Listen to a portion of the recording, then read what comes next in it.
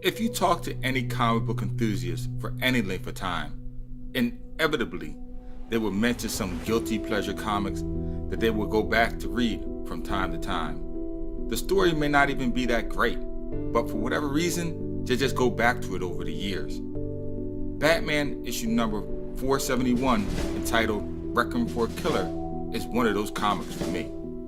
It's a short standalone issue that encapsulates a touching story about a long-time misunderstood Batman villain, the Killer Croc. Croc, aka Waylon Jones, is one of those villains I believe if he wasn't born with such a horrific skin disease, he would not have wound up as a criminal. I could be wrong. His criminal personality could have been internal despite his circumstances. But who knows? In the story, you get a glimpse into the side of him that you rarely see. You learn that he never knew his father, and that his mother died the day he was born, no doubt from complications from his birth. Here, he is portrayed as a fugitive from the law that is kind to his fellow unfortunate man. Croc, being alone in the sewers, adopts a group of homeless people and takes care of them by both sheltering them and feeding them, but by the only way he knows how: theft. Even though he is strong and has a tough exterior skin, he is haunted by his past, fearing incarceration and the tortures that have occurred to him while jailed.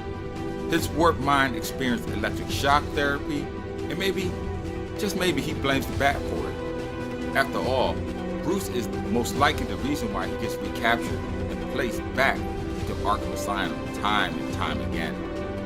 After reading this comic, I could not help but to see the similarity between Waylon and the mutant known as Wolverine. Both have been hounded by man and forcibly experimented upon. Both are outcasts from society, feared because of their appearance, and have a bestial side to their personality. A feral side that, if gone unchecked, can have an undesirable circumstance.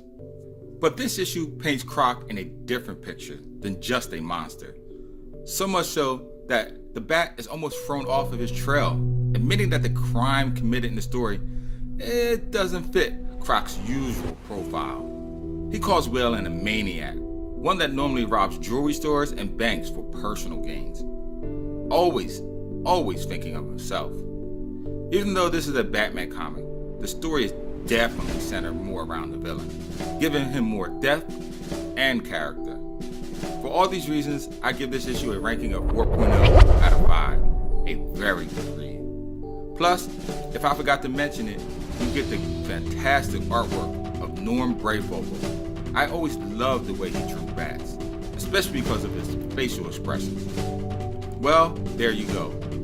Please drop a line in the comments section on your favorite standalone comics, and make sure that you tap that bell icon on your way out.